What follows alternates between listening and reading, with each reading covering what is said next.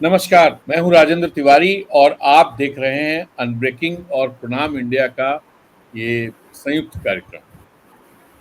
इस वीडियो में हम बात करेंगे झारखंड की। झारखंड में आज का दिन बहुत ही गहमा-गहमी वाला दिन रहा। राहुल गांधी यहाँ पर थे, मुख्यमंत्री हेमंत सोरेन और कांग्रेस के प्रभारी गुलाम अहमद मीर ने ये प्रेस से कहा कि 70 सीटों पर ये दोनों पार्टियां चुनाव लड़ने वाली हैं। बाकी 11 सीटें दो जो दूसरे सहयोगी दल हैं उनमें बटेंगी। इससे आगे कुछ भी बताने से हेमंत सोरेन ने इनकार किया। उन्होंने कहा कि आगे बताएंगे किस कौन कितनी सीट पर और कौन कैंडिडेट्स हैं, बहुत जल्दी सामने आ जाएगा। राहुल गांधी आज झारखंड में थे और वो संविधान सम्मान सम्मेलन जो चलते हैं उसके लिए आए थे, लेकिन साथ ही ये कार्यक्रम भी था कि कैसे जो इंडिया गठबंधन है उसमें सीट शेयरिंग के मामले पे भी उन्होंने अंतिम मुहर राहुल गांधी ने आज लगाई और ये चीजें सामने आएंगी एक दो दिन में। और सम्मेलन में राहुल गांधी ने आज जिस तरह से बातें कही, भाषण किया, उससे मुझे लगता है कि उन्होंने झारखंड के इलेक्शन की टोन तय कर दी। दूसरी तरफ भारतीय जनता पार्टी, जिसके नेताओं ने ये कहा था कि वो चुनाव घोषित होने के 48 घंटे के भीतर अपनी सूची जारी कर देंगे, आज करीब 90 घंटे के बाद, 90 या और ज्यादा 100 घंटों के बाद वो अपनी सूची जारी कर पाए। लेकिन वो भी पूरी सूची नहीं। 68 सीटों में भारतीय जनता पार्टी चुनाव लड़ रही है। उन्होंने 66 उम्मीदवार ही घोषित किए हैं। 2 सीटें, एक तो जहां से हेमंत सोरेन बरहेट, वहां का उम्मीदवार भारतीय जनता पार्टी ने घोषित नहीं किया, और दूसरी सीट है टुंडी, जहां पे उनके सहयोगी दल के सुदेश महतो चुनाव लड़ना चाहते हैं और उन्होंने ये बात साफ कर दी थी कि वो 2 सीटों से चुनाव लड़ेंगे, सिल्ली और टुंडी। भारतीय जनता पार्टी उनको मनाने में लगी हुई है कि वो टुंडी से चुनाव ना लड़ें, लेकिन सुदेश महतो को नाराज करने की ये जो खतरा है वो भारतीय जनता पार्टी नहीं ले सकती है, इसलिए उसने टुंडी पर अपना कैंडिडेट घोषित नहीं किया है। अंदर खाते बात चल रही है, उनको मनाने की कोशिशें चल रही हैं, लेकिन सुदेश महतो ने कल भी साफ कर दिया था, जब वो ज्वाइंट प्रेस कॉन्फ्रेंस में खासे लेट आए, उनको मनाने के लिए हेमंत बिस्वा शर्मा को उनके घर जाना पड़ा। तो ये सारी गतिविधियां आज की रही हैं, इन्हीं सब पर बात करेंगे। खासतौर पर राहुल गांधी ने जो टोन सेट किया है उसका क्या मतलब। और हमारे साथ हैं प्रणाम इंडिया के संपादक प्रेम कुमार। प्रेम कुमार जी, आपका स्वागत है। और हाँ, एक मैं जरूर अपने दर्शकों से, जो लोग भी प्रणाम इंडिया पर ये कार्यक्रम देख रहे हो या अनब्रेकिंग पर, आपको अगर हमारी बातचीत अच्छी लगे तो कृपया इसे लाइक कीजिए और अपने सोशल मीडिया प्लेटफॉर्म पर शेयर कीजिए। हमारे चैनलों को, आप जिस भी चैनल पे इसे देख रहे हो, उसे सब्सक्राइब ही नहीं, उसकी मेंबरशिप ले लेंगे तो हम दोनों को बहुत अच्छा लगेगा। तो चलिए बातचीत शुरू करते हैं। प्रेम कुमार जी जी जी राहुल गांधी का आज का भाषण संविधान सम्मान सम्मेलन में बाकी संविधान सम्मेलनों से थोड़ा सा अलग मुझे दिखाई दिया। जिस तरह से उन्होंने पूरे नैरेटिव को एक ब्रॉडर उसमें समझाने की कोशिश की है, ये पहली बार इस तरह की चीज झारखंड में दिखाई दी। आपको क्या लगता है? मैं इसे इस तरह से देख पा रहा हूं कि झारखंड में जिस तरह के जो पोलिशंस हैं, या आप कहें कि जो इक्वेशंस हैं वोटर्स की, या इसको इस तरह से जो कम्युनिटीज की इक्वेशंस हैं, उनको कहीं ना कहीं राहुल गांधी ने अपने भाषण के जरिए उन इक्वेशंस को थोड़ा सा डिस्टर्ब करने की कोशिश की है, जो भारतीय जनता पार्टी की फेवर में होती है, खास तौर पे ओबीसी। जी जी, निश्चित रूप से राहुल गांधी ने जो भाषण दिया है, वो आप जम्मू कश्मीर में जब उन्होंने पहला भाषण दिया था और हरियाणा में तो फिर ज़ोरदार तरीके से उन्होंने अनएम्प्लॉयमेंट वगैरह से भी जोड़ा था। लेकिन रांची में दिया गया राहुल गांधी का भाषण इस मायने में महत्वपूर्ण है कि उन्होंने जैसे महाराष्ट्र में लोकल टच दिया, छत्रपति शिवाजी महाराज के साथ जोड़ते हुए संविधान को उन्होंने समझाया था, उसी का थोड़ा विस्तार दिखा कि ये संविधान छत्रपति शिवाजी महाराज, बिरसा मुंडा और इवन जो और भी पुराने चले गए, उन्होंने गुरु नानक देव का भी नाम लिया और बहुत सारे महापुरुषों का, बसवन्ना का भी नाम लिया, साउथ के भी जो लोग हैं। हाँ, वहां और महात्मा बुद्ध तक जोड़ा उन्होंने, भगवान बुद्ध तक। बिल्कुल। तो इन सब से जोड़कर कहा कि इनकी सोच जो रही है वही संविधान में आया है। अगर ये महापुरुष नहीं होते तो ये संविधान भी नहीं होता। ये जो बहुत ब्रॉड जो दृष्टिकोण उन्होंने अपनाया है, तो उसमें बिरसा मुंडा और आप बाबा साहब अम्बेडकर दोनों की मूर्ति को सामने रख करके और ये संविधान सम्मान समारोह करना एक नया संदेश दे रहा है। ट्राइबल्स और ओबीसीज इन दोनों को जोड़ना या दलितों को, एससी को जोड़ना, ये उनकी राजनीति का एक हिस्सा लगता है कि जो 90% आबादी को वो सत्ता में हिस्सेदार बनाना चाहते हैं, विकास में हिस्सेदार बनाना चाहते हैं। मूलतः विकास में ही वो कह रहे हैं कि डेवलपमेंट में 90% आबादी की हिस्सेदारी नहीं है, तो वो कैसे सुनिश्चित किया जाए। इस लिहाज से देखें तो उन्होंने एक बड़ी लाइन खींची है, उसी का एक एक्सटेंशन रांची में दिखा है। इसके अलावा जिस तरीके से वो केंद्र सरकार पर हमला करते रहे हैं, उसको उन्होंने आगे बढ़ाया है। अनएम्प्लॉयमेंट का मुद्दा, क्रोनी कैपिटलिज्म, उसमें 2-4 उद्योगपतियों को बढ़ावा देना, अनएम्प्लॉयमेंट देन है। छोटे लघु उद्योग का जब तक विकास नहीं होगा तब तक एम्प्लॉयमेंट जनरेट नहीं होगा, और आदिवासियों के लिए भी रोजगार के अवसर खत्म हुए हैं। इन सारी बातों पर जो उन्होंने फोकस रखा है, तो उससे गठबंधन के घटक दल की सोच से कांग्रेस पार्टी अपनी सोच को जोड़ती हुई दिख रही है। चाहे महाराष्ट्र हो, जम्मू कश्मीर हो, चाहे हरियाणा में तो कोई नहीं थे, लेकिन झारखंड हो, सभी, किसी को कोई ऐतराज नहीं है, वैसा कोई पॉइंट नहीं है जिसमें कोई डिफरेंस हो। तो ये गठबंधन की एकता के ख्याल से भी महत्वपूर्ण है। और दूसरी तरफ जो आक्रमण वाला तेवर है, जिसमें मोदी जी सरकार की असफलता को बयां करते हैं, उसको भी देखें तो वो एक्सपोज करते दिख रहे हैं। और आजकल अब एक खास है बात दिख रही कि राहुल गांधी अब 10 मिनट भाषण देके भाग नहीं जा रहे, उनका स्टे लगातार बढ़ता जा रहा है। वो आधा घंटा, 40 मिनट, 50 मिनट तो नहीं था, उससे थोड़ा कम था, लेकिन इतने लंबे लंबे भाषण आप पहले राहुल गांधी को देते। आज लंबा भाषण था उनका कंपैरेटिवली। जी, तो ये उन्होंने हरियाणा से शुरू किया। पहला दूसरा दिन तो उनका छोटा भाषण था, लेकिन उसके बाद लंबा भाषण शुरू किया, और अब ये लंबा बोल रहे हैं। ये उनमें जो आया हुआ कॉन्फिडेंस है, इस रूप में वो दिखता है। और एक बात जो इम्पोर्टेंट है राहुल गांधी के संदर्भ में, कि चुनाव परिणाम भले ही हरियाणा के उल्टे आए हों और बहुत सारे लोग निराश भी हुए हों, लेकिन कोई भी ये नहीं कह रहा, ये परसेप्शन बिल्कुल नहीं है कि राहुल गांधी की वजह से चुनाव हार गए।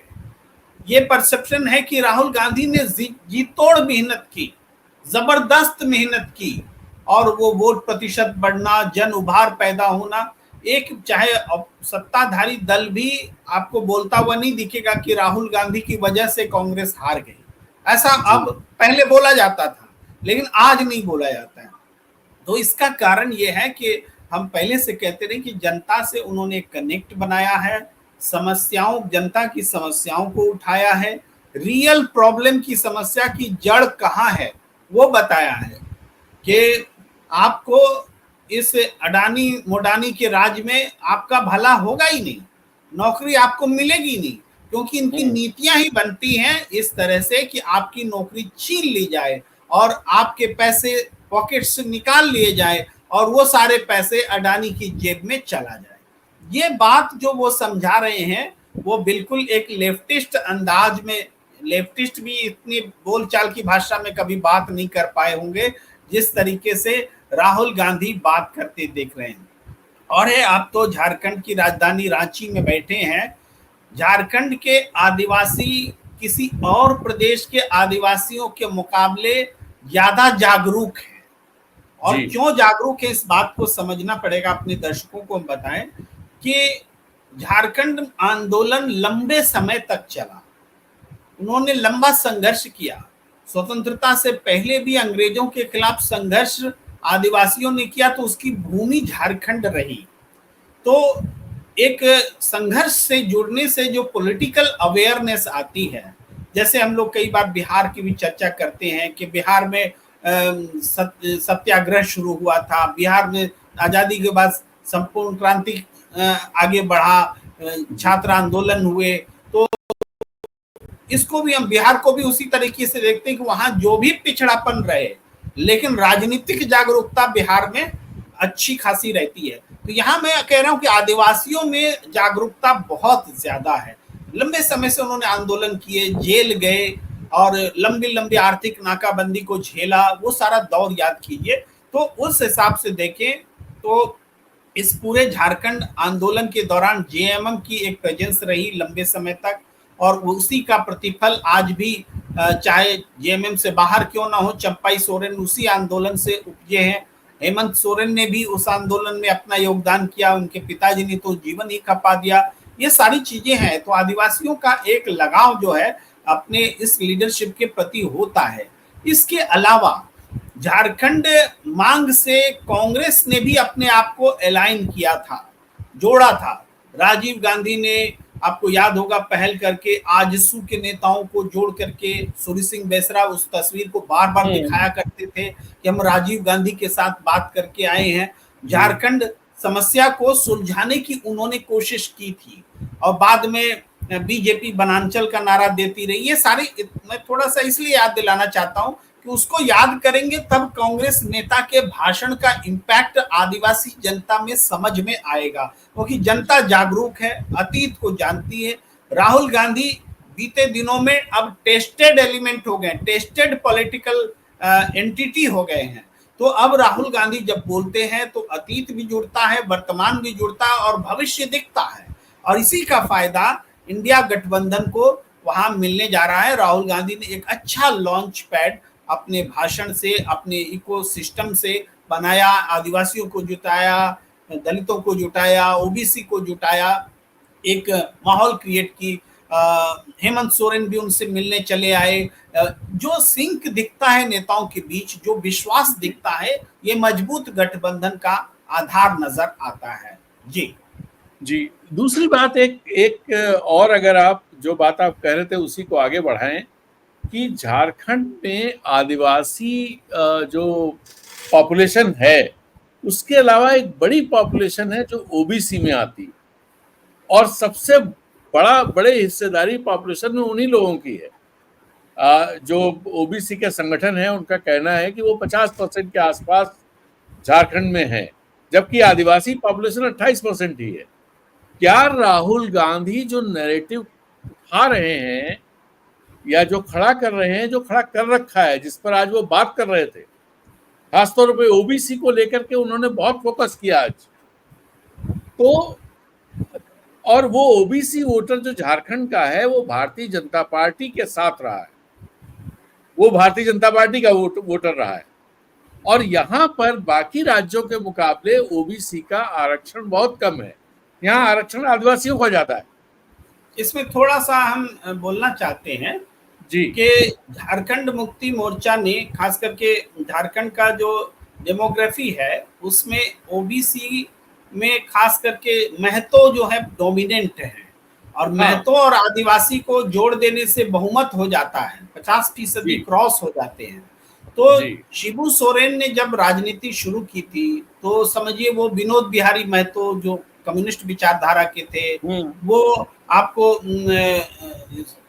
ये सुधीर महतो से पहले निर्मल महतो निर्मल जिनकी महतो, हत्या हाँ। कर दी गई थी। जी। तो ये महतो को भी, नेतृत्व को, इवन सूरज मंडल को याद कीजिए, इन सबको जोड़ के झारखंड मुक्ति मोर्चा ने एक अच्छा जनाधार जो था जातीय समीकरण को साधा था। लेकिन बाद के दौर में, बस याद दिलाने के लिए कि जब जी। अटल बिहारी वाजपेयी जी की सरकार आई, तो शैलेंद्र महतो को तोड़ करके बीजेपी ने अपने साथ जोड़ा। बाद में और भी एक दो महतो नेताओं को उन्होंने जोड़ा। शैलेंद्र महतो की पत्नी दो दो बार सांसद रही जमशेदपुर से। तो इस तरीके से महतो वोट जो है झारखंड से बीजेपी ने छीना, अपनी ओर किया। तो ओबीसी वोट बैंक में बीजेपी ने सेंधमारी की, और आज की तारीख में बीजेपी महतो वोट्स के लिए आजसू पर निर्भर करती है, और झारखंड स्टूडेंट्स यूनियन पर निर्भर करती है, जिसको 10 सीटें दे रही। इसका मतलब है कि महतो वोट्स में बीजेपी ने अपनी वो पकड़ खो दी है, खोई है। और ये दिखा भी था पिछले विधानसभा चुनाव में कि आजसू से आपने समझौता नहीं किया, आप चुनाव हार गए। ये नजर आया था। ओबीसी वोट बैंक का इंपॉर्टेंस बताने के लिए हमने ये घटनाएं याद दिलाई। जी जी। लेकिन जो मौजूदा इस समय जो समीकरण है, आजसू तो है, इसके अलावा एक और नेता यहाँ पर खड़ा हो गया है जो चुनाव लड़ रहा है 70 सीटों पर। एक यंग लड़का है। आप थोड़ी देर के लिए अगर फुल स्क्रीन करें तो मैं फैन बंद कर दूं, कैमरे हिल रहे हैं। जी जी बिल्कुल। जी। तो यहाँ पर जो इस समय स्थिति है, जो समीकरण है, उसमें आजसू तो है, आजसू के अलावा एक और पार्टी खड़ी हो गई है जो महतो वोट्स को खास तौर पे, कुर्मी, अगर आप महतो को ब्रॉडर उसमें देखें तो कुर्मी समुदाय को रिप्रेजेंट करती है, जयराम महतो। और जयराम महतो पिछले 5-6 साल से सक्रिय हैं। ये भी कहा जाता है कि जयराम महतो के पीछे कहीं ना कहीं भारतीय जनता पार्टी है। पिछले लोकसभा चुनाव में जयराम महतो ने 3 सीटों पर चुनाव लड़ा था। एक गिरिडीह पर वो खुद खड़े हुए थे, और हजारीबाग और रांची। गिरिडीह में 3 लाख से ज्यादा वोट जयराम महतो को मिले। हजारीबाग और रांची में करीब 1.5 लाख वोट दोनों कैंडिडेट्स ने लिए। अब वो 70 सीटों पर अपने कैंडिडेट्स खड़े कर रहे हैं, 28 पर उन्होंने घोषित कर दिए हैं। मैं जो आपसे समझना चाहता हूं या आपकी टिप्पणी चाहता हूं, क्या जयराम महतो भारतीय जनता पार्टी की एक ब्रॉडर डिजाइन का हिस्सा है, जैसे हरियाणा में उन्होंने किया था, या फिर जयराम महतो कहीं ना कहीं इतने कैंडिडेट्स खड़े करके भारतीय जनता पार्टी को नुकसान पहुंचा सकते हैं?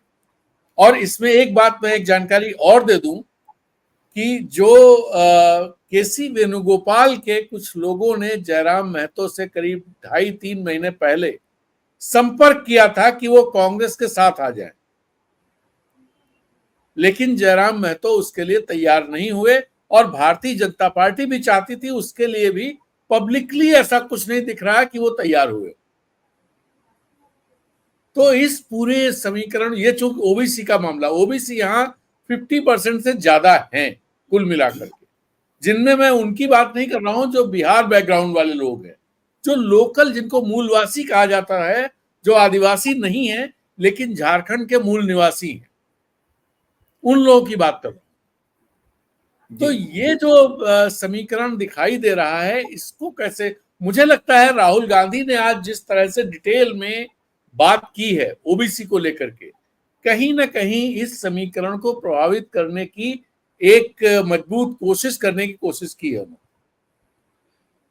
बिल्कुल। देखिए, जब राहुल गांधी लगातार जनसंख्या नीति बनाने, जिसमें आबादी के हिसाब से भागीदारी हो और एक्सरे हो समाज का, और ये जो नारा दे रहे हैं, इस नारे ने पूरे देश में ओबीसी समुदाय को आकर्षित किया है।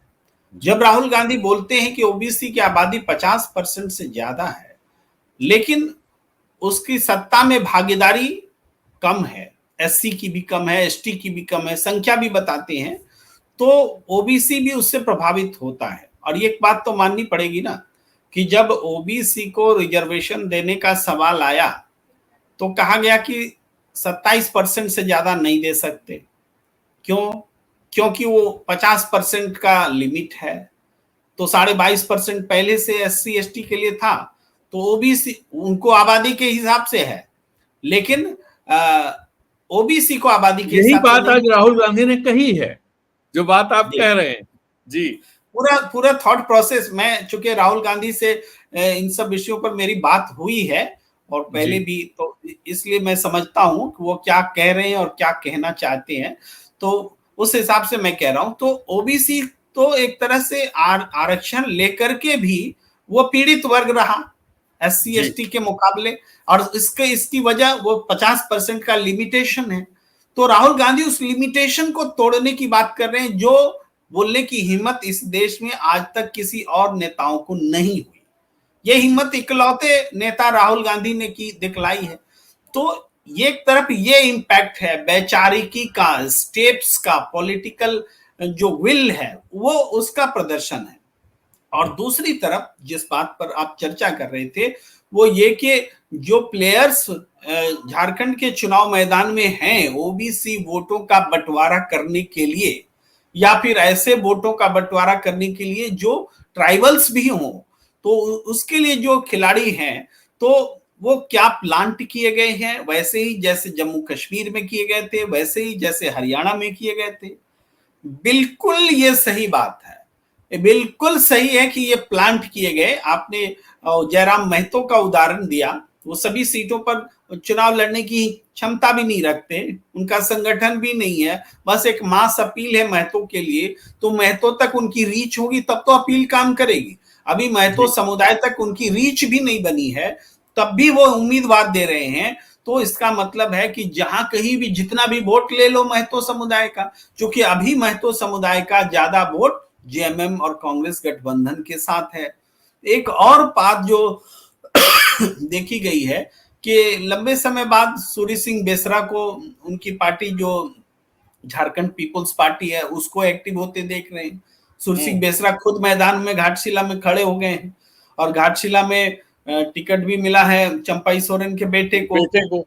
जी, तो वहां वो जेएमएम और कांग्रेस को जोड़ दीजिए तो वो सीट वो हारने लायक है ही नहीं, घाटशिला की सीट, क्योंकि पहले मुकाबला भी हुआ करता था जेएमएम कांग्रेस में, फिर बीजेपी के एमएलए भी हुए, त्रिकोणीय चलता है। लेकिन जब दो अलाइन हो जाता है, जेएमएम और कांग्रेस अगर एक हो जाए, उस पर से अगर सीपीआई का भी समर्थन मिल जाए, जो घाटशिला में जो हिंदुस्तान कॉपर लिमिटेड का कारखाना है, वहां जो माइंस के मजदूर हैं उनके बीच में उनकी एक पैठ है, रिकॉग्नाइज्ड यूनियन है, तो उनका भी अगर समर्थन मिल जाए तो वहां जीत एकदम आसान हो जाती है इंडिया गठबंधन के लिए।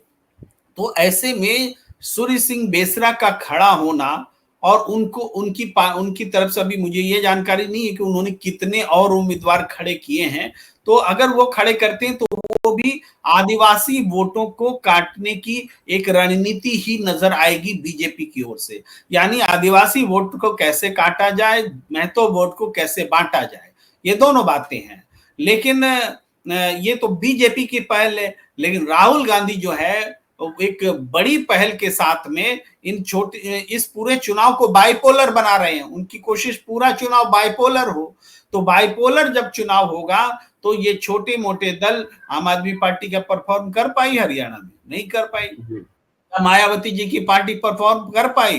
क्या इनेलो जो बहुत पुरानी क्षेत्रीय पार्टी है वो परफॉर्म कर पाई? क्या दुष्यंत चौटाला डिप्टी सीएम रहे, वो परफॉर्म कर पाए? नहीं कर पाए।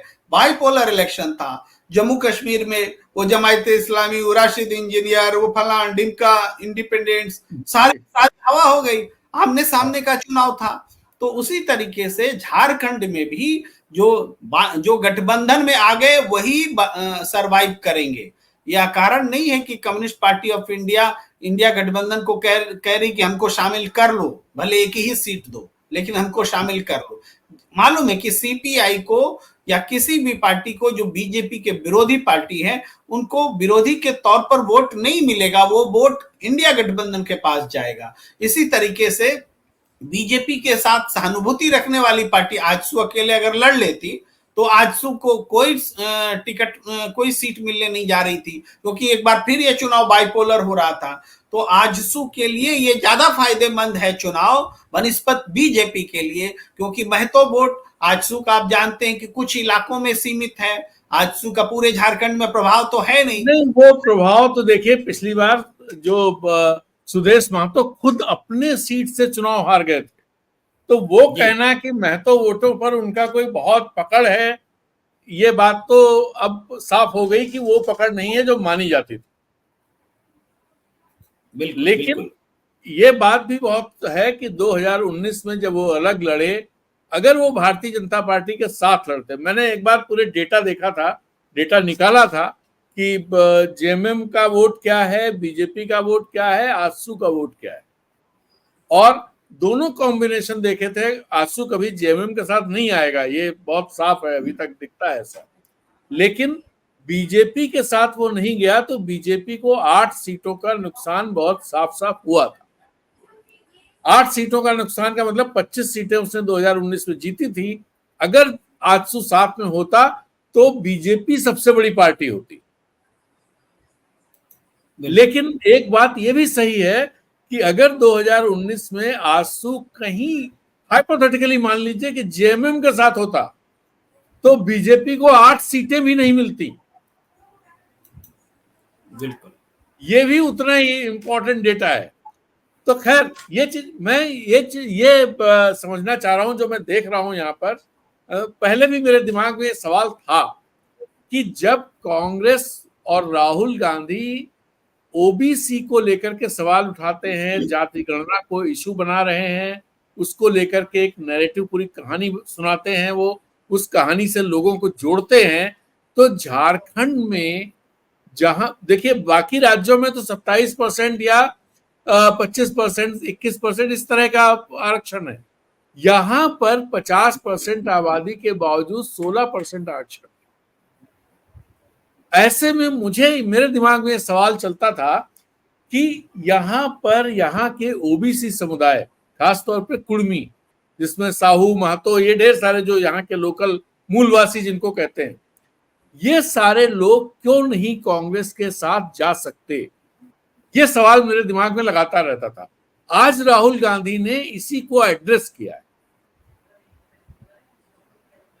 तो आप बाहर बैठ करके इस चीज को कैसे देख रहे हैं कि झारखंड में किस तरह से राहुल गांधी ने आज जो बातें कही हैं, पॉलिटिकली कैसे अनफोल्ड हो सकती है, क्या इम्पैक्ट उसके हो सकते हैं?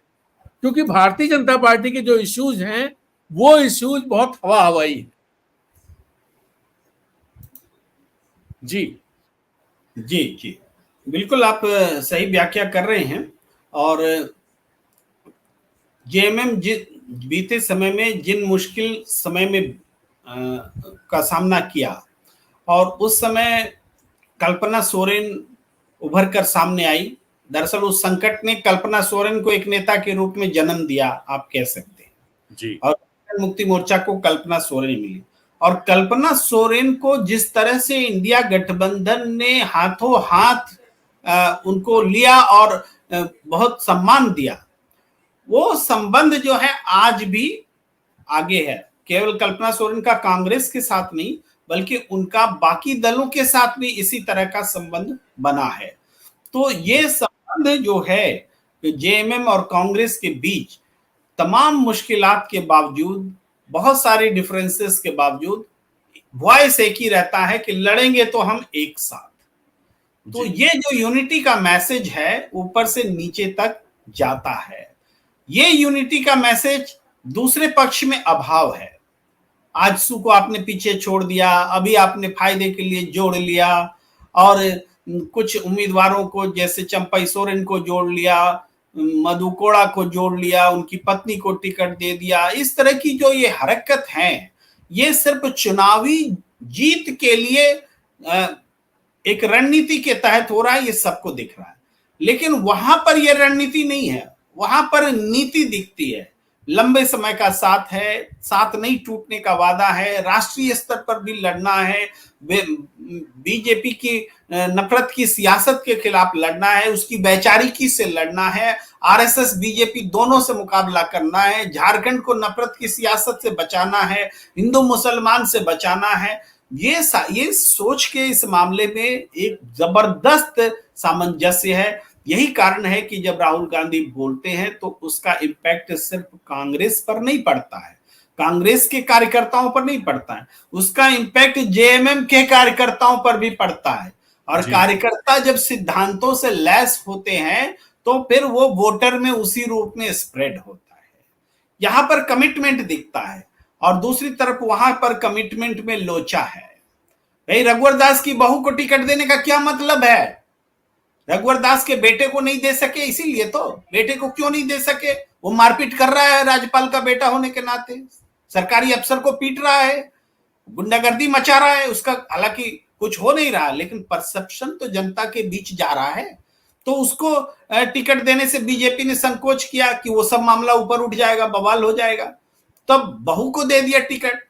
तो क्या जमशेदपुर ईस्ट की जनता ने गुलामी करने के ठेकेदारी ये ले लिया, संकल्प ले लिया है क्या कि हम रघुवर दास के ही फैमिली को वोट देते रहेंगे? ये परिवारवाद नहीं है क्या कि बीजेपी के इतने सारे कार्यकर्ता आज से नहीं, जमशेदपुर ईस्ट तो मेरा कंस्टिट्यूएंसी भी रहा, पहले कभी मैं वहां वोटर था, आज शिफ्ट हो गया हूं तो वोटर नहीं हूं। वो बीजेपी का गढ़ रहा है जमशेदपुर ईस्ट। लेकिन उस गढ़ क्यों रहा है? क्योंकि सभी जाति धर्म के लोग बीजेपी के साथ रहे, आरएसएस स्ट्रांग रहा है, वहां मजदूर संगठन भी हैं, तो मजदूर संगठनों में इंटक का प्रभाव होता है, या एटक का भी है, तो इलेक्शन में वो लोग दोनों एक दूसरे को कोऑपरेट करते हैं, बीजेपी के खिलाफ लड़ते हैं। तो कांग्रेस बीजेपी हमेशा होता रहा है, तो वो वही चीज आज भी है। लेकिन बीजेपी संगठन में मजबूत होकर के भी पिछला चुनाव मुख्यमंत्री रघुवर दास इस विधानसभा से हार गए, और इस बार आप रघुवर दास की बहू को ला रहे हैं, तो जनता रिएक्ट करेगी। जनता इसमें आपको जिताने के लिए नहीं आएगी। और सरयू राय क्या किए? सरयू राय ने जीतने के बाद में यहाँ की जनता की ओर रुख ही नहीं किया। वो सभी बस्तियों का लीज नवीकरण और सबको स्थायी करने का आंदोलन और तमाम बातें करते रहे। अब 5 साल तक गायब रहे और अभी कंस्टिट्यूएंसी बदल के जमशेदपुर पश्चिम में चले गए ताकि जवाब देना ना पड़े। तो सरयू राय ने भी धोखा किया, वो जेडीयू में चल के फिर बीजेपी के साथ मिल गए। उन्होंने व्यक्तिगत लड़ाई एक तरह से लड़ ली मुख्यमंत्री के साथ। आपका व्यक्तिगत कुछ उससे जनता को क्या मतलब है? आप जनता के लिए क्या कर रहे हैं, ये महत्वपूर्ण है। तो इस पूरे चुनाव में हम देखें तो मॉरल ग्राउंड पर, नीति के ग्राउंड पर, इवन रणनीति के मामले पर इंडिया गठबंधन बीजेपी पर हावी दिख रही है और राहुल गांधी उसके मेन पिलर हैं। इंडिया गठबंधन आपको लग रहा है कि हावी, लेकिन इश्यूज के मामले में भी अगर आप इश्यूज देखें, उन मामले में भी इंडिया गठबंधन आज की तारीख में भारतीय जनता पार्टी को भारी दिखता है। एक बात और कि आज जो सूची जारी हुई है, अगर आप उस पर बात करना चाहें तो बात तो शुरू हो चुकी है, हमने कर ही दी कुछ। जी सूची जारी हुई है। उस सूची में भारतीय जनता पार्टी टुंडी पर अपना उम्मीदवार घोषित नहीं कर सकी और हिमंता बिस्वा शर्मा ने पत्रकारों से ये बात कही थी कि हम लोग कुछ सीटों पे मामला फंसा है जो हम लेन देन से ठीक कर लेंगे। टुंडी पर सुदेश महतो लड़ना चाहते हैं और सुदेश महतो इसलिए लड़ना चाहते हैं, एक आप इसका संदेश भी समझिए, इसका संकेत वो ये है कि सिल्ली में वो पहले चुनाव हार चुके हैं, सिल्ली उनका गृह क्षेत्र है, लेकिन वो टुंडी में भी लड़ना चाहते हैं। तो कहीं ना कहीं सुदेश महतो को ये लग रहा है कि वो सिल्ली में चुनाव हार सकते हैं। अगर वो सिल्ली में चुनाव हार सकते हैं, इसका मतलब बहुत साफ है कि वोटरों के बीच या जो वोटर कम्युनिटीज हैं, उनके जो कोलिशंस हैं वो अलग तरह से बन रहे हैं। जी, यहाँ पर इसका ये मतलब ये भी होता है कि सुदेश महतो उप मुख्यमंत्री जैसे पद पर दावेदारी को मजबूत रखने के लिए वो 2 सीट चाहते हैं, और बीजेपी को इस बात से मतलब नहीं है कि उप मुख्यमंत्री हम किसको बनाएंगे, आपको 1 सीट दे रहे हैं, जीत के आइए। और सुदेश महतो को भरोसा ही नहीं है कि एक सीट से जीत कर आएंगे। तो ये मामला फंसा है, क्योंकि बीजेपी में कोई नेता 2 सीटों पर चुनाव नहीं लड़ रहा है, तो सहयोगी दल में 2 सीटों पर क्यों लड़ेगा? ये गठबंधन के भीतर भी एक मंथन का विषय है। तो मामला फंसने का यही कारण है।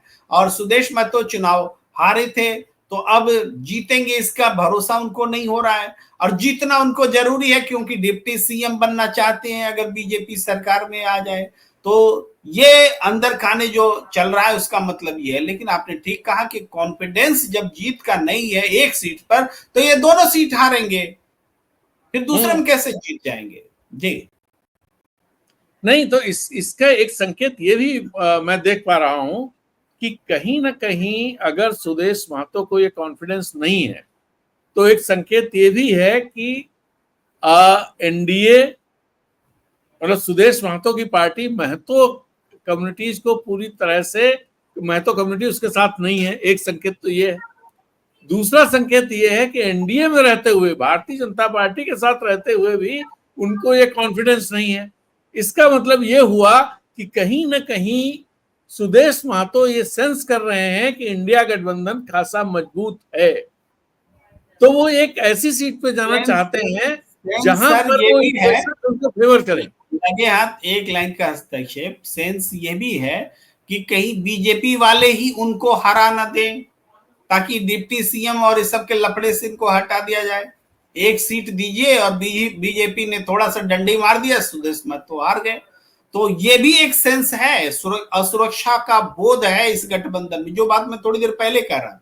इधर बहुत सुरक्षा है, बहुत विश्वास है, लेकिन दूसरी तरफ सिर्फ जोड़ तोड़ के लिए इकट्ठा हुआ गया है। ये साफ दिख रहा है सुदेश महतो के निर्णय में, और जो गतिरोध है आजसू और बीजेपी के बीच में, उस गतिरोध में दिख रहा है। और दूसरी बात जिस पर मैं बात करना चाह रहा हूं कि अभी कांग्रेस की लिस्ट नहीं आई है।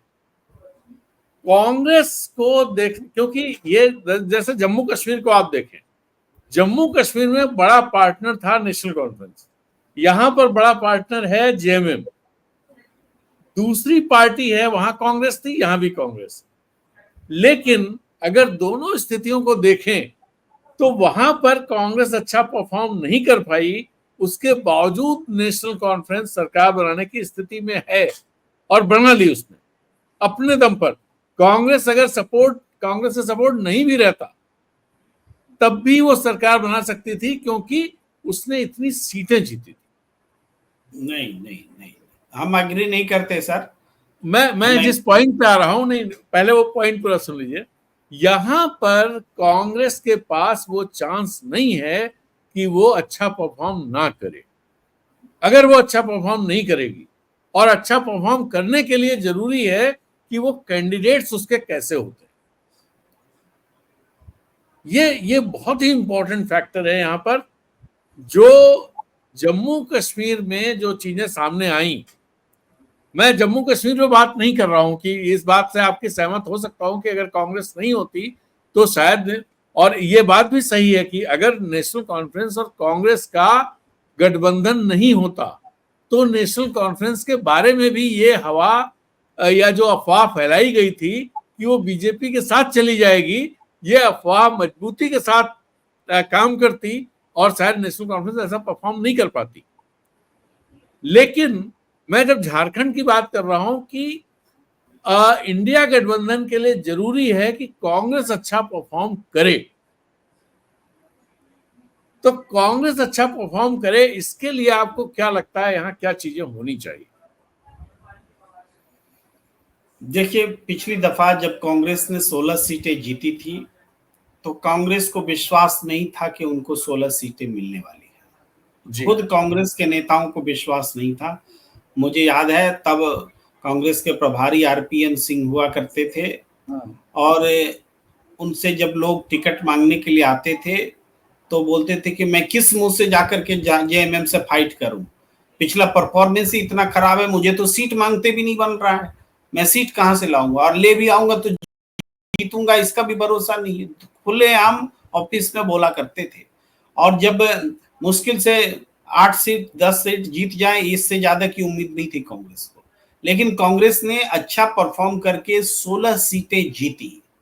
तो इसका कारण कॉम्बिनेशन था उस जीत में, जहां ट्राइबल वोट्स और आदिवासी वोट, ये महतो वोट और दूसरे वोट्स भी जुड़ने लगते हैं, तो जी वैसे ही रिजल्ट दूसरे तरह से होता है। जैसे मैंने थोड़ी देर पहले घाटशिला का उदाहरण बताया था, या जी कि जहां पर के जेएमएम और कांग्रेस साथ हो जाए तो उस सीट को फिर बीजेपी जीत नहीं सकती आज की तारीख में। जी ये शक्ति है दोनों पार्टियों की। तो एक तो आदिवासियों के बीच में, और दूसरा कांग्रेस तो सभी वर्ग में अपना प्रभाव रखती है, भले जीतने लायक प्रभाव ना रखे, लेकिन उसके साथ अगर कोई फोर्स अलाइन हो जाती है तो वो फिर विनिंग सीट्स हाँ ले आती है।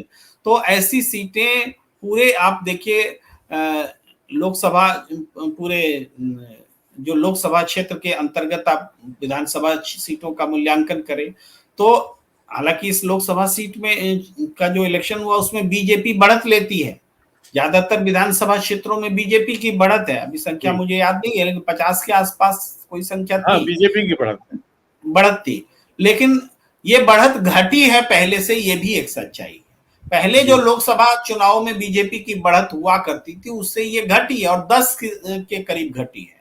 तो नहीं, इसका लेकिन मतलब इसमें एक बात ये भी है, मैं आपको बताऊं, 2019 के चुनाव में भी भारतीय जनता पार्टी को 57 असेंबली सीट्स पर बढ़त मिली थी लोकसभा चुनाव में। लेकिन जब विधानसभा चुनाव हुए तो उसे सिर्फ 25 सीटें मिली, और वही जेएमएम को 18, इंडिया गठबंधन जो आज की उसमें है, जेएमएम और कांग्रेस, इनको सिर्फ 18 सीटों में बढ़त थी।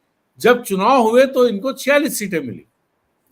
और इसी बात इस बार एनडीए की 52 सीटों पे बढ़त है और इंडिया गठबंधन की 29 सीटों पे बढ़त है, जो लोकसभा चुनाव हुए हैं उसके हिसाब से। तो इसी बात को मैं कह रहा था कि पहले जो जितनी सीटों पर बीजेपी को या एनडीए को बढ़त हुआ करती थी, उससे कम सीटों पर इस बार बढ़त हुई है, इसके बावजूद कि इंडिया गठबंधन से वो सीटें संख्या में ज्यादा हैं। यानी लोकसभा चुनाव में बीजेपी अच्छा परफॉर्म करती है और विधानसभा में उसको परफॉर्म करने के लिए मेहनत करनी पड़ती है। तो इस हिसाब से देखें तो बीजेपी की सीट अगर मैथमेटिकल देखें तो और घटती हुई दिखती है, लेकिन इस जी बीच कई घटनाक्रम हुए हैं, इसलिए हम ये दावे से नहीं कह सकते कि बीजेपी की सीट घटती हुई दिख रही है। आज सू जुड़ा है तो उसके फायदे उसको मिल सकते हैं।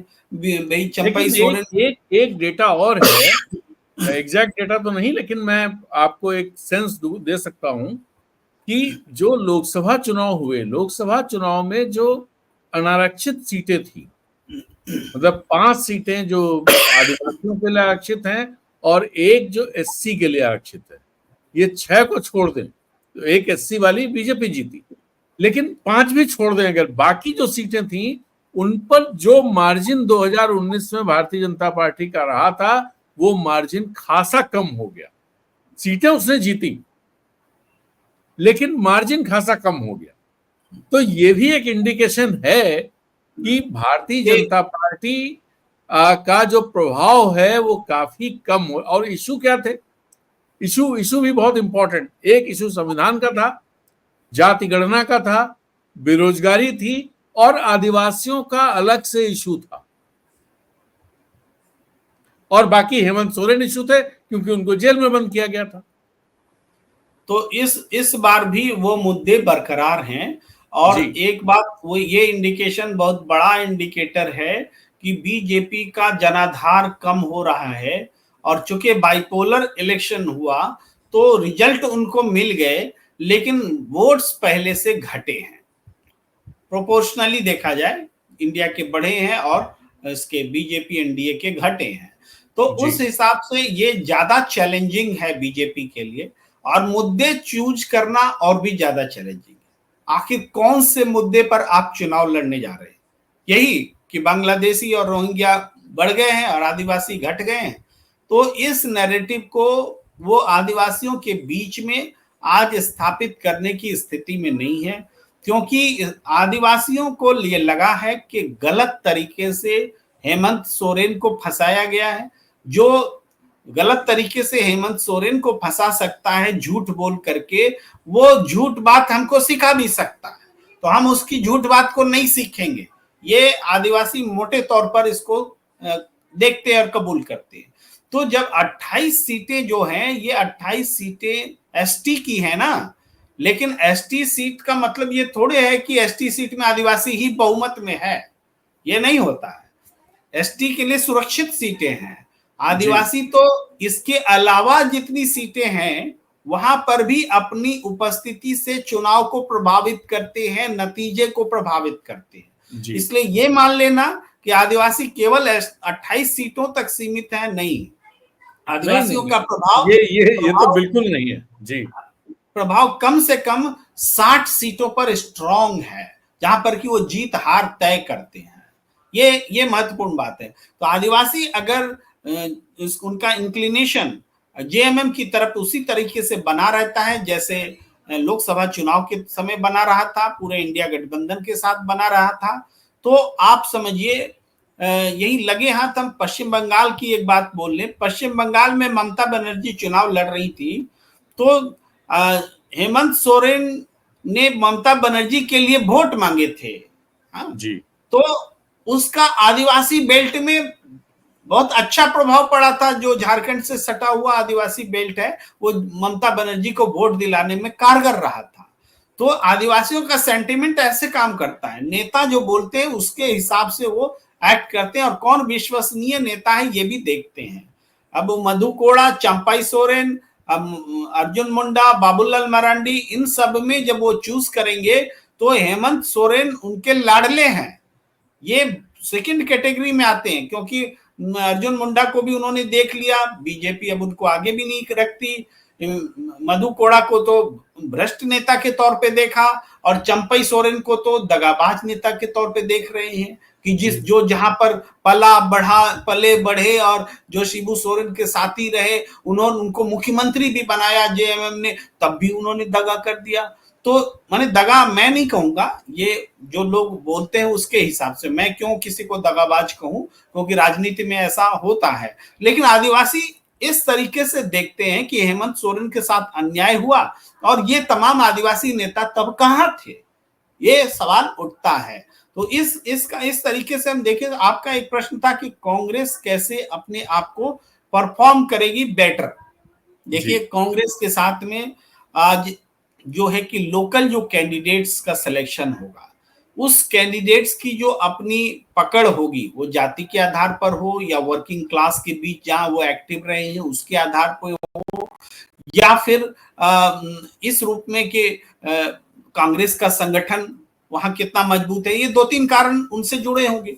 इसके अलावा जो एक निश्चित वोट बैंक जुड़ता है अलायंस के कारण, और एक नेचुरली भी, वो है कि मुस्लिम वोट्स जुड़ते हैं, वो है ट्राइबल्स जुड़ते हैं, और ट्राइबल्स जुड़ते हैं तो और कम से कम महतो वोट्स का भी एक धड़ा जुड़ता है, जो कि परंपरागत रूप से कांग्रेस और बीजेपी में बटा रहता है, तो कुछ कांग्रेस के साथ रहता है।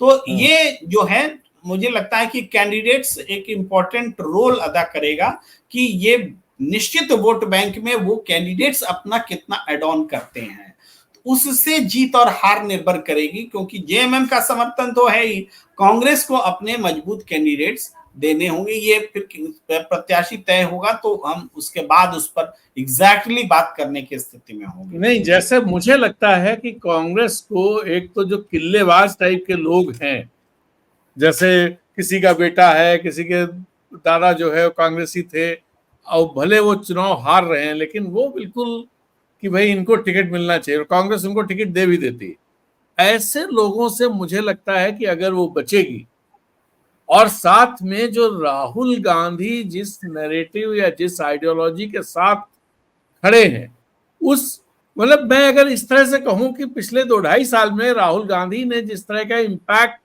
देश की राजनीति पर डाला है, उस इम्पैक्ट के तहत जो लोग राजनीति कर रहे हैं, उस अलाइनमेंट के साथ, राहुल गांधी के साथ अलाइन होकर, कन्विक्शन के साथ, अगर ऐसे लोग वो आइडेंटिफाई करके ला पाएगी, पता नहीं, क्योंकि वो तो एप्लीकेशन देनी होती हैं और कमेटियां चुनती हैं, सर्वे कराते हैं, वो लोग सारी पार्टियां कराती हैं, कांग्रेस भी कराती है।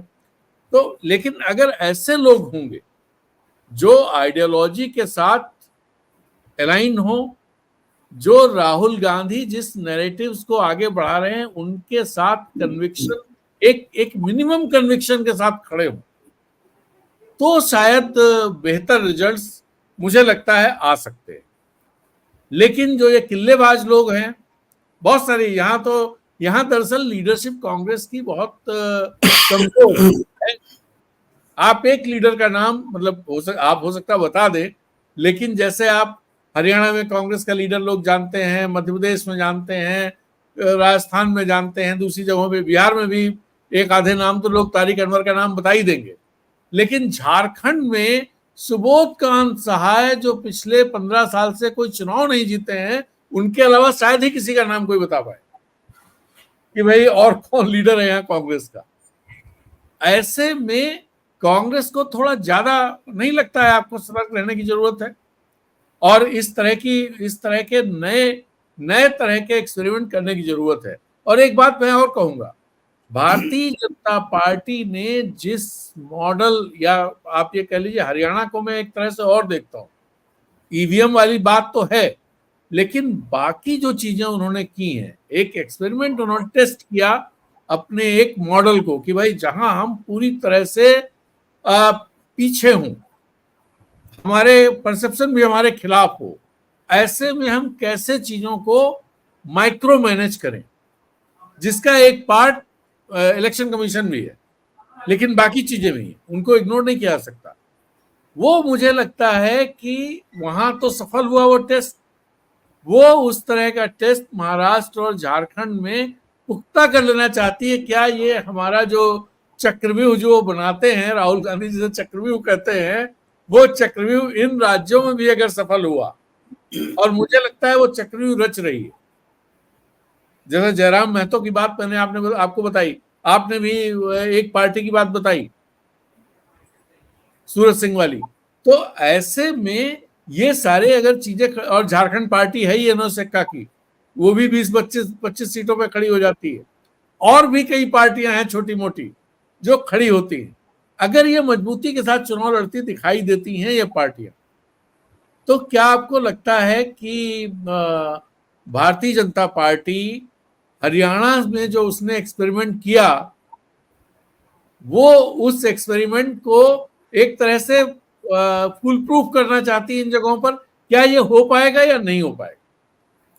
देखिए, पहली बात तो ये है कि सफलता सर्वत्र पूज्य।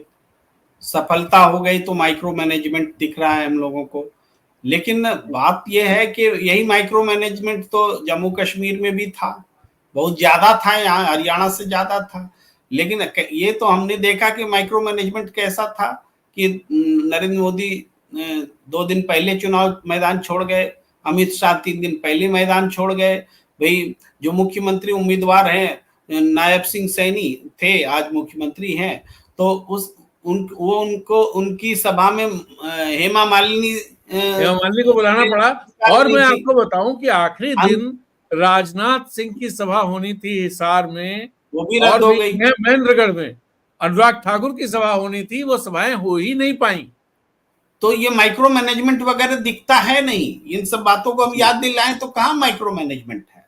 तो जीत गए हैं तो माइक्रो मैनेजमेंट, तो इसका ये है, कोई माइक्रो मैनेजमेंट नहीं है मेरे हिसाब से। हम तो दूसरे तरह से देखते हैं कि माइक्रो मैनेजमेंट ज्यादा जम्मू कश्मीर में था जो नहीं सक्सेस हुआ। अब झारखंड में हम पहले भी जिस बात को कह रहे थे कि राहुल गांधी और कांग्रेस की भूमिका सबसे बड़ी, जम्मू कश्मीर हो, झारखंड हो या महाराष्ट्र हो, यही है कि वो इलेक्शन को बाइपोलर बना रहे हैं। लड़ाई बीजेपी को हराने के लिए ये बोल करके चुनाव बंट रहा है। तो ऐसे में जो छोटे छोटे घटक दल हैं, छोटी छोटी पार्टियां हैं, वो मन से तो चुनाव लड़ती ही है, वो पूरी ताकत से चुनाव लड़ती है, लेकिन ताकतवर तो जनता बनाएगी ना। ताकत से चुनाव से क्या होना है, जनता ताकतवर बनाएगी। तो जनता जब बाइपोलर इलेक्शन देखती है तो उचित या अनुचित के आधार पर वो इधर या उधर बढ़ती है, और उसमें छोटे दल को नुकसान उठाना पड़ता है। तो इसमें अगर कोई हम मैनेजमेंट भी करना चाहते हैं, कोई पार्टी मैनेजमेंट भी करना चाहती है, तो वो फेल होती है। भाई हरियाणा में फेल नहीं हुए क्या? इतना मैनेजमेंट किया गया, आम आदमी पार्टी को क्या मिल गया, जेजेपी को क्या मिल गया, इन्हें लोगों को क्या मिल गया, चंद्रशेखर आजाद की पार्टी को क्या मिल गया, मायावती जी की पार्टी को क्या मिल गया, कुछ मिला क्या? नहीं मिला, यहां भी नहीं मिलना है, क्योंकि बाइपोलर इलेक्शन हो रहे हैं। जी जी, तो आपको लगता है कि यहाँ भी कुछ नहीं मिलना है, लेकिन फिलहाल जो आज आज की तारीख में जो माहौल है उसमें बहुत साफ नजर आता है कि इंडिया गठबंधन भारतीय जनता पार्टी के गठबंधन के मुकाबले अपर हैंड लिए हुए है। राहुल गांधी ने आज जिस तरह से यहाँ पर संविधान सम्मेलन में जो बातें कही और जितना डिटेल में गए हैं, उससे भी बहुत साफ है कि उनकी रणनीति झारखंड के लिए कुछ थोड़ा सा अलग दिखाई देती है। और भारतीय जनता पार्टी का जो बेस वोटर है, जिसे मूलवासी कहें और जिसे कुर्मी समुदाय कहें, जो ओबीसी है, उसमें कहीं ना कहीं राहुल गांधी का आज का भाषण थोड़ा बहुत तो खलबली मचाएगा, और उसका इम्पैक्ट क्या होगा ये तो नतीजों में दिखाई देगा। आज की बात प्रेम जी यहीं समाप्त करें, और फिर मिलेंगे अगले हफ्ते, और बीच में अगर कोई ऐसी बात हुई तो हम लोग बात करते हैं। और लोगों से मैं अनुरोध करूंगा, अपने दर्शकों से, कि अगर आपको हमारी बातचीत अच्छी लगी तो कृपया इसे लाइक कीजिए और अपने सोशल मीडिया प्लेटफॉर्म पर शेयर भी कीजिए। हमारे चैनलों प्रणाम इंडिया या अनब्रेकिंग, जहां भी आप देख रहे हो, उसे सब्सक्राइब तो कीजिए ही, उसकी मेंबरशिप अगर आप ले लेंगे तो हम दोनों को बहुत अच्छा लगेगा। इसी के साथ इजाजत दीजिए, फिर मिलेंगे एक नए वीडियो में एक नई बातचीत के साथ नए इश्यू पर। धन्यवाद, गुड नाइट, शब्बा खैर, शुभ रात्रि, जय हिंद।